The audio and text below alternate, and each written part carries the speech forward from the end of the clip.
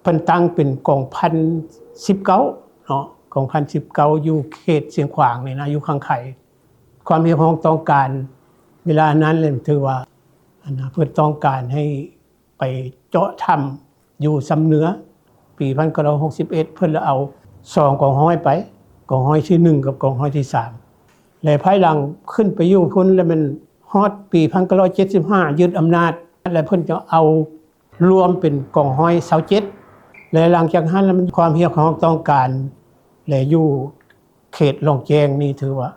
หลายเนาะถอนเอากองห้อย27นั้นมาเข้าลองแจงถือว่ากวาดล้างพวกที่ต้นเขาป่าที่บ่ยอมจำนนนะกวาดล้างพวกนั้นอาวุธเขาได้30กระบอกแล้วก็ฆ่าตายนี่30ปลายคนจนฮอดปี1979เพิ่นละห้องกลับคืนมาเวียงจันทน์มาทอนโฮมกันอยู่ค่า79ก็ตอนนั้นก็มันยังใส่ชื่อกองห้อยไผกองห้อยมันอยู่และกองห้อย27อยู่แจหัวเบือง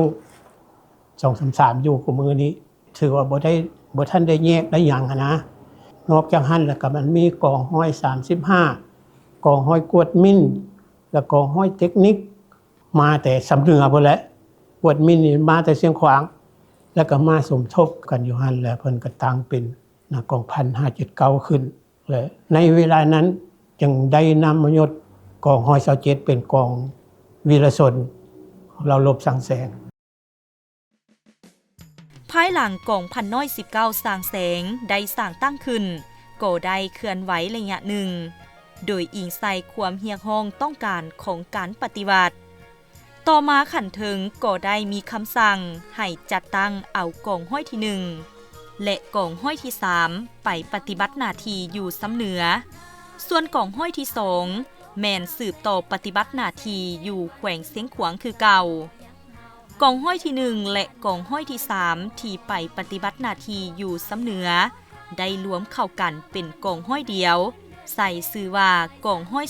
27ยังได้เฮ็ดหน้าที่เจาะถ้ำให้ทานผู้นำถ้ำห้องการเมืองถ้ำห้องเสนาถ้ำห้องพลาธิการถ้ำหงหมอนาวีดเมืองเวียงไซแขวงหัวพันและเคลื่อนไหวร่วมกับเหล่าหุบอื่นในการสู่หุบอยู่หลายบ้านหุบเป็นต้นแมนบ้านหบทาโถมทาเวียงบ้านหบน้ำบากบ้านหบโอเดแอนบ้านหบกู้เกียรติธนงเกียรติและอื่น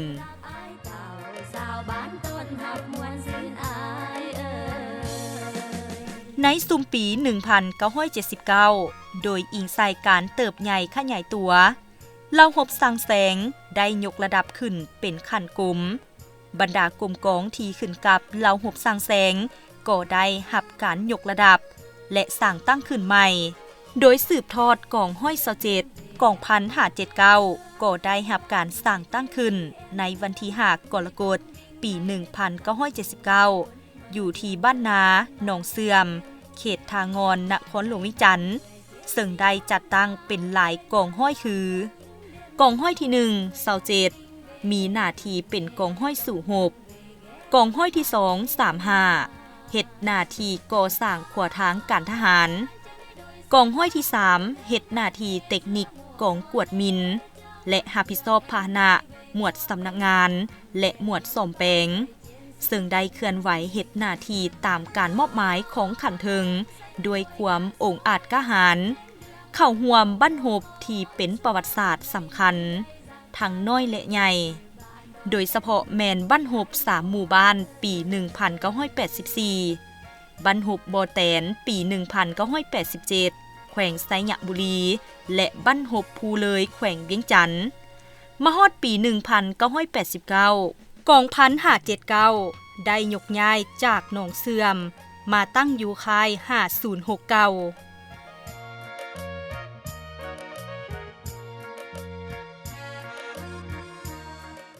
ถือว่าปี1984ได้มันว่าบันลบ3หมู่บ้านเนี่ยเนาะถือว่ากองพันสร้างแสง579นี่แหละเลยได้ขึ้นไปเฮ็ดทางตั้งแต่เมืองปักหลายไปหาเมืองทงและก็เอานึ่งมวดขึ้นไป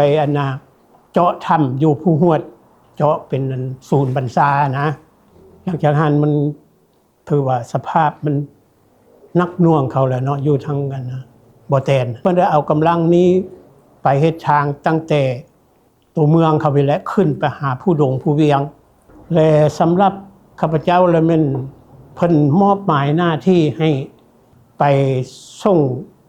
ลูกปืนให้ดันลบพวกค่อยได้ไปจังอยู่บ้านนั่นพวกขดบ่อนขัวข้ามน้ำคลองปัจจุบันนี่แหละตะกี้มันข้ามบ่ได้แล้วเอารถลอยน้ำนี่ใส่ลูกปืนเต็มรถเลยล่ะข้ามไปส่งเบื้องนั้นแล้วจะเอารถลำเลียงเบื้องนั้นไปส่งอยู่บ่แทนให้พวกเฮานี่เอาข้ามไปฝั่งนั้นเที่ยวนึง10ต้นมือนึงพวกเฮาเอาไปหั่นประมาณ20เที่ยวพอเริ่มตั้งแต่6 โมงเช้าแล้วมันฮอด12 โมงกลางคืนจังได้นอนจังได้พักกันนะการประกอบส่วนของกองพัน579เวลานั้นอันพ้นเด่นเลยคือว่าพวกเฮาได้สำเร็จเส้นทางขึ้นผู้โด่งผู้เวียงนั้นอันที่2แล้วมันว่าพวกเฮาได้ลำเลียงลูกปืนให้ดันลบบ่แทนการเคลื่อนไหวเฮ็ดหน้าที่ของกรมกองในปัจจุบันกองพัน579เป็นกลุ่มกองสู่หบภายใต้การซี่นำนำพาโดยกองหอบด้านของกรมสร้างแสงเป็นเสนาธิการในการจัดตั้งกำลังเกี่ยมพร้อมสู่หบและสู่หบประสานเหล่าให้กรมสร้างแสงกรมใหญ่เสนาธิการกองทัพมีหน้าที่วิสาเฉพาะสืบข่าวสร้างแสงสร้างและทำลายสิ่งกีดขวางแตกและบ่ทันแตกเปิดทางไขให้ทหารหาบและรถถังเพื่อรับประกันให้แก่การสู่หบกวดกู้ระเบิดบ่ทันแตกที่ตกค้างในป่างสงครามเพื่อปลดปล่อยเนื้อที่ก่อสร้างโครงการเนื้อที่ทำการผลิตของกระทรวงป้องกันประเทศนอกนั้นยังเข้าร่วมกวดกู้สำรวจปักหลักหมายห่วมซ้ายแดนลาวไทยลาวกัมพูเชียทางบกและทางน้ำกวดธาตุแตกรับประกันความปลอดภัยให้แก่องค์การนำผักหลัดแขกภายในต่างประเทศกองประชุมวันสำคัญต่างๆของชาติเข้าร่วมเวียกงานรับประกันซ่อมหบรถถังลาวรัสเซียข้างที่1อยู่เมืองภูกูดแขวงเสียงขวางและเข้าร่วมซ้อมฝึกแอบกอบกู้ภัยพิบัติร่วมลาวญี่ปุ่นลาวจีนลาวเวียดนามกัมพูเชียเพื่อสืบทอดจากกองร้อย27วันที่5 เดือนกรกฎาคมปี 1979และหน้าที่การเมืองช่วงระยะนั้นเป็นหน้าที่ปรับปรุงก่อสร้างกรมกองและก็เวียกงานการเก็บผงชูรสและในนั้นและพวกเขาก็ได้เข้าร่วมเกี่ยวกับบรรลบต่างๆโดยเฉพาะแม่นบรรลบ3 หมู่บ้านบรรลบบ่อแตนและก็บรรลบผู้เลยแข่งเวียงจันทน์และหน้าที่การเมืองช่วงระยะนี้ถือว่าพวกเขาก็ถือได้รับประกันเวียกงานการเก็บพร้อมสู้รบและเวียกงานรับประกันในเวียกกวดกู้รับใช้การนำแขกภายในและต่างประเทศและในนั้นและพวกเขาก็ได้ถือว่าเข้าร่วมในการกวดกู้ระเบิดที่ตกค้างในป่างสมัยสงครามเฮ็ดให้เนื้อที่ดังกล่าวมีทำการผลิตเนาะอันนั้นเป็นจุดหนึ่งของกรมกองของพวกเขาและอีกปัญหาหนึ่งหน้าที่การเมืองของพวกเขาก็ถือว่าได้สร้างสิ่งกีดขวางแตกและบ่แตกและในนั้นและพวกเขาก็ยังได้เอาเข้าประสานสู้รบกับบรรดาเหล่ารบอื่นเป็นต้นเป็นเปิดทางไขให้ทหารราบรถตั้งเพื่อบุกโจมตีฝ่ายตรงกันข้ามอันนั้นเป็นหน้าที่การเมืองของกรมกองของเขาและในนามเฮาสืบทอดมาจากกองร้อย27วีรชนนั้นพวกเฮาในนามผู้บัญชาในนามผู้นำพาขั้นกรมกองของพวกเฮาก็ได้ถือเอาเวียกงานศึกษาอบรมเป็นปัญหาสำคัญเพื่อสอดห้อยเขาในทุกขงเขตเวียกงานในการจัดตั้งวิชาเฉพาะเพื่อพร้อมกันเฮ็ดสำเร็จหน้าที่ที่การจะตั้งคันเทิงมอบหมายให้เป็นต้นในการศึกษาอบรมนั้นพวกเฮาก็ได้ถือเอาเอกสารที่ทางคันเทิงส่งให้มาศึกษาอบรมจุดหนึ่งจุดที่2พวกเฮาก็ได้สุกยูปลุกระดมไอ้น้องดำเนินชีวิตสำรวจกวดกาตามตารางเพื่อพากันปรับปรุงสิ่งที่ว่า ดีเด่นพวกเขาก็ส่งเสริมตัวมีปรากฏการณ์ย่อท้อพวกเขาก็ได้ตำหนิก็สร้างช่วยเหลือซึ่งกันและกันเพื่อกันสร้างสาพัฒนากลุ่มกองของพวกเขาให้มีท่าก้าวขยายตัวคือดังคันเทิงต้องการเพื่อรับประกันให้แก่การเฮ็ดสำเร็จหน้าที่การเมืองของกลุ่มกองในฐานะที่เป็นกลุ่มกองสู่รบย้ำใดก็ยกสูงเวียกงานเกี่ยมพร้อมสู่รบและอบรมหัดแอบเป็นเวียกงานที่สำคัญซึ่งคณะพรรคคณะบรรษาได้สร้างแผนการเกี่ยมพร้อมสู่รบตามคำสั่งตามแต่ละภาวะสู่รบนำพากลุ่มกองป้องกันค่ายคูสร้างคังให้มีความปลอดภัยห้อยส่วนห้อยและปฏิบัติทุกคำสั่งของขันเทิงอย่างเข้มงวดจัดตั้งกำลังเคลื่อนไหวกวดกาสารเวตามแผนการเกี่ยมพร้อมสู่รบประจำปีและจัดตั้งอบรมหัดแอบวิชาเฉพาะเพื่อสร้างให้พนักงานนักรบมีความสำนิสำนาญรับประกันได้ในการปฏิบัติหน้าที่และมีความปลอดภัย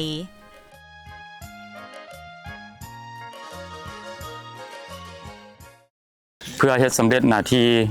ตามการมอบหมายอย่างงานอบรมหัดแอบนี้อันที่1เนี่ยแม่นว่าภายหลังที่พวกเขาได้รับคำสั่งก็คือแผนการอบรมหัดแอบประจำปีของกรมอบรมก็คือของกรมใหญ่เสนาธิการมีคำสั่งเพิ่มเติมของกรมช่างแสงและพวกเขาก็ได้มาคัดจ้อนแล้วก็สร้างแผนการเป็นของตัวเองหลังจากที่มีแผนการแล้วได้ผ่านอนุมัติจากกันเทิงแล้วก่อนอื่นหมดพวกเขาต้องได้ศึกษาอบรมทางด้านการเมืองแนวคิดปลุกระดมให้ทัวกลุ่มกองให้เข้าร่วมเวียกงานอบรมหัดแอบก่อนอื่นหมดต้องได้เข้าใจหน้าที่วิชาเฉพาะของตัวเองว่าพวกเขามีหน้าที่อย่างใดเฉพาะกลุ่มกองสู่รบของพวกเขาเพราะว่าเวียกงานอบรมหัดแอบมันจะติดพันสอดห้อยกับเวียกงานการเตรียมพร้อมสู่รบของกลุ่มกองเวียกงานอันพ้นเด่นของกลุ่มกองเนาะมันก็มีหลายระยะนับตั้งแต่ก่อตั้งของ1579ขึ้นมาวันที่5เดือน7เป็น1979มาฮอดปัจจุบันและกลุ่มกองของพวกเขามีหลายอันพ้นเด่นเป็นต้นแม่นว่าเข้าร่วมฝึกอบรมเวียกงานอินซีแดง01 02 05และก็06มาปัจจุบันและพวกเขาก็ได้จัดตั้งการเคลื่อนไหวให้บรรดาพนักงานนักรบของพวกเขานี่กวดกู้ท่าแตกรับใช้กองประชุมเป็นต้นแม่นกองประชุมอาเซียนครั้งที่10งานมหกรรมกีฬามหาวิทยาลัยแห่งชาติครั้งที่25กองประชุมอาเซียนครั้งที่45 46กองประชุมบรรดาผู้นำที่นำใช้ภาษาฝรั่งที่จัดขึ้นอยู่ลาวในซุมปีผ่านมาและอยู่ในระยะที่พวกเขากำลังปรับปรุงกลุ่มกองนี้พวกเขาก็ได้เข้าร่วมเป็นต้นแม่นว่าพวกเขาได้นำจัดส่งไอ้น้องไปร่วมปักหลักหมายชายแดนลาวไทยลาวกัมพูชาอยู่ทางบกและทางน้ำนอกจากนั้นอันพ้นเด่นที่สุดเวียกงานกวดกู้เวียกงานอบรมหัดแอบของพวกเขานี่และแม่นว่าในปี2016พวกเขาได้จัดตั้งทีมงานสำรวจทางซอยของโครงการก่อสร้างเส้นทางรถไฟมาฮอดปี2017พวกเขาได้เริ่มต้นจัดตั้งปฏิบัติกวดแล้วทางรถไฟสำเร็จในปี2022ถือว่ามีผลงานอันโดดเด่นที่พวกเขาได้จัดตั้งในระยะผ่านมาและกลุ่มกองของพวกเขาก็ยังสืบต่อบรรดาหน้าเวียกดังกล่าวเป็นต้นแม่นว่าพวกเขาได้จัดตั้งก้าเกี่ยมกำลังเข้าป้องกันวันชาติที่2ธันวาคม50ปีที่จะมาถึงการเคลื่อนไหวของกลุ่มกองปี1992ไปป้องกันขุดคนไม้นำบริษัทเลข3อยู่แขวงบริคำไซ1995ได้ไปป้องกันและตัดแนวทางแต่ไสยบุรีหาหงสานำบริษัทซูซูกิมาเลเซีย1998กวดกู้ระเบิดแต่เส้นทางเลข7แต่โผลสวรรค์หาซ้ายแดนน้ำกันแต่โผลสวรรค์หาทาเวียงทาโทม2015กวดกู้ระเบิดเพื่อก่อสร้างเส้นทางยุทธศาสตร์ผากวนจันทน์แขวงบริคำไซโครงการก่อสร้างเส้นทางความไว้สูงรถไฟลาวจีนแล้วเส้นทางส่งไฟฟ้าแรงสูงเส้นทางเลข7แต่ภูคูนหาโผลสวรรค์เส้นทางเลข9แต่เมืองพินหาซ้ายแดนลาวบาวบ้านดงเมืองนองกวดกู้ระเบิดและป้องกันบริษัทพัฒนาแขวงเสียงขวางกวดกู้และทะลุเส้นทางแต่เมืองอ้อมน้ำเสียมบ้านเวียงทองแต่บ้านหนองหาภูลานป่าไผ่ เขื่อนไฟฟ้าเซกง3 เส้นทางซอยเลข 9โครงการก่อสร้างโรงเรียนทฤษฎีการเมืองกระทรวงป้องกันความสงบโครงการทะลุเส้นทางยุทธศาสตร์ยกระดับเส้นทางน้ำเสียมเส้นทางทะลุแต่สารภูคูนหาน้ำมิงการก่อสร้างสร้างตัวแบบโอ5กองประชุมทหารอากาศอาเซียนวันมิตรภาพลาวเวียดนามและหับประกันสร้างแสงให้แก่การซ่อมรบตีพิเศษลาวเวียดนามเฮาห้อยเอกบุญคำพรหมสุขเนาะสังกัดอยู่กองห้อยที่1ซึ่งเป็นกองวิรชนเนาะที่ว่าได้สืบทอดมาแต่รุ่นผู้อาวุโสเนาะมีความภาคภูมิใจหลายเนาะที่ได้สังกัดอยู่กองห้อยที่1สภาพดินภาคอากาศเนาะเอื้ออำนวยความสะดวกให้แก่พวกเฮาในการฝึกแก้ความเฮียนเนาะพวกเฮาก็ผ่านพาหลายมีความอดทนแต่ละสหายเฮ็ดสำเร็จนาทีเนาะการเมืองเนาะถือว่าเฮาได้อบรมให้พนักงานนักรบอยู่ในกรมกองนะในการฝึกแก้ความเฮียนของพวกเฮานี่ถือว่าจะตั้งเป็นหมวดเนาะรับผิดชอบสิ่งกีดขวางบ่กดกู้มินบ่ในการปฏิบัติหน้าที่เวียกงานของพวกเฮาเนาะถือว่ากดกู้ระเบิดเนาะรับใช้ในงานต่างๆหรือว่ารับใช้งานกองประชุมบ่หรือว่ารับใช้กดกู้โครงการต่างๆแล้วก็กดกู้เส้นทางรถไฟได้สำเร็จเฮาห้อยโทเพชรสมรวงมาลาประจำอยู่กองห้อย3กองพัน579มีหน้าที่เป็นครูฝึกจัดวางมีนตันตั้งให้แก่พนักงานทั้งรบภายในกลุ่มกองในการฮัดแอบพวกเราได้จัดแบ่งออกเป็น2หมู่ที่1ถือว่าจัดวางมีนตันตั้งถือว่าตั้งฉากกับหน้าสนามตัวที่2ถือว่าจัดวางมีนตันตั้งแบบนับเลขในการฮัดแอบนี้ถือว่าไอ้น้องแต่ละสหายถือว่าเอาใจใส่คนความเฮียนปฏิบัติทุกคำสั่งของคันเทิงไอ้น้องแต่ละสหายถือว่ามีความอดทนผ่านพาความยุ่งยากถึงแดดจะร้อนฝนจะตกแต่ละสหายถือว่าอดทนผ่านพาในการฮัดแอบเพื่อเตรียมพร้อมปฏิบัติหน้าที่ที่คันเทิงมอบหมายให้ไปเคียงคู่กับการเฮ็ดหน้าที่วิสาสะเพาะในการปรับปรุงก่อสร้างกลุ่มกองย้ำใดก็ถือเอาเวียกงานการเมืองแนวคิดเป็นปัญหาหลักโดยได้ศึกษาอบรมการเมืองแนวคิดให้พนักงานสมาชิกพรรคนักรบในทั่วกลุ่มกองมีความสงบเชื่อมั่นต่อการนำพาของภาครัฐมีสติต่อการจัดตั้งมีระเบียบวินัยเข้มงวดมีความบุกบืนห่าวหันในการเฮ็ดสำเร็จหน้าที่ที่ขันเทิงมอบหมายจัดตั้งดำเนินชีวิตการเมืองสำรวจกวดกาขันหมู่ขันหมวดขันกองห้อยเป็นปกติและนำเอาเอกสารต่างๆมติคำสั่งที่ขันเทิงส่งให้มาเสื่อมซึมให้พนักงานนักรบภายในกรมกองข้าพเจ้าพันโทคำวรสอนนักเรียนหัวหน้าการเมืองกองห้อยที่1รู้สึกภาคภูมิใจเป็นอย่างยิ่งที่กรมกองพวกเฮาที่ได้มีมูลเสื้อพิละอาหารสืบทอดจากกองห้อย27เพื่อสืบต่อมูลเสื้อพิละอาหารของกองห้อย27วิรชนนั้นพวกเฮาได้นำเอาเอกสารและก็มูลเสื้อต่างๆของกรมกองมาลงเผยแพร่ให้พนักงานนักรบเพื่อซึมกำแน่นเห็นได้พระบทบาทของกรมกองวีรชนดังนั้นพวกเฮาพนักงานรุ่นสืบทอดพวกเฮาจงได้สืบต่อ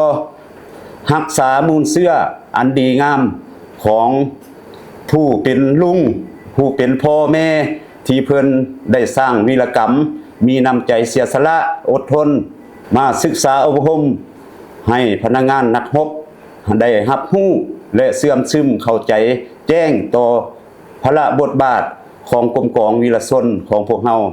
ในระยะผ่านมานำเอามูลเสื้อดังกล่าวนี้มาศึกษาให้พนักงานจงเห็นได้น้ำใจเสียสละของบรรพบุรุษที่เพิ่นได้สร้างมาดังนั้นพวกเฮาพนักงานนักรบจงพร้อมกันสืบต่อรักษามูลเสื้อนี้ไว้ ให้เป็นแบนแย่งอันใส่แจ้งในการปฏิบัติหน้าที่ที่ได้รับการมอบหมายให้มีความสำเร็จผ่านการปฏิบัติหน้าที่อันหนักหน่วงและมีเกียรติเพื่อภารกิจปฏิวัติศาสตร์ที่เต็มไปด้วยความยุ่งยากลำบากและน้ำใจเสียสละอันสูงส่งที่พนักงานนักรบกองห้อย27วิรชนก็คือกองพัน579ในปัจจุบันที่แต่ละรุ่นได้สร้างไว้ภาครัฐจึงให้การย่องยออย่างสมเกียรตินับทั้งกลุ่มกองรวมหมู่และบุคคลมีหลายสหายได้คัดเลือกเป็นนักรบ3เก่งและ1กองห้อยวิรชนนั่นก็คือกองห้อย27ซึ่งปัจจุบันเปลี่ยนชื่อมาเป็นกองห้อยที่1ขึ้นกับกองพัน579นอกนั้นยังได้หับเหรียญไซประเภทต่างๆเช่นเหรียญไซพิละอาหารเหรียญไซปฏิบัติชนะเลิศเหรียญไซอิสระเหรียญไซแห่งงานและใบย่องยอขันต่างๆอันก็อยากฝากฟังบรรดาพนักงานรุ่นใหม่และของเรารบสร้างแสงนี่นะให้เห็นได้ว่ามูลเชื้อของกองห้อย27และเข้ามาเป็นกองพัน579ในปัจจุบันแล้วถือว่าพวกเฮานี่มันว่าได้สู้รบสำเร็จหลายบรรลบแล้วก็สำเร็จหลายบันตีและอยากให้พนักงานลูกหลานท่านหวนคืนและเห็นบทเรียนที่พวกเฮาทอดถอนนำกองห้อย27ใดในมือนั้นและปัจจุบันนี้ก็อยากให้ไอ้น้องพวกเฮาแหละผู้รุ่นใหม่นี่นะจงค้นคว้าและสืบทอดมูลเชื้อให้มันมั่นคงไปตลอดกาลแล้วก็สุดท้ายเลยมันอยากอวยพรให้บรรดาพนักงานนักรบสร้างแสงและนักกองพัน579จงเฮ็ดสำเร็จหน้าที่ที่ภาครัฐและขั้นเทิงมอบหมายให้อย่างจบงามสร้างแสงกองทัพประชาชนลาวให้นับมือเติบใหญ่ขยายตัวอย่างบ่หยุดยั้งและประกอบส่วนอย่างตั้งหน้า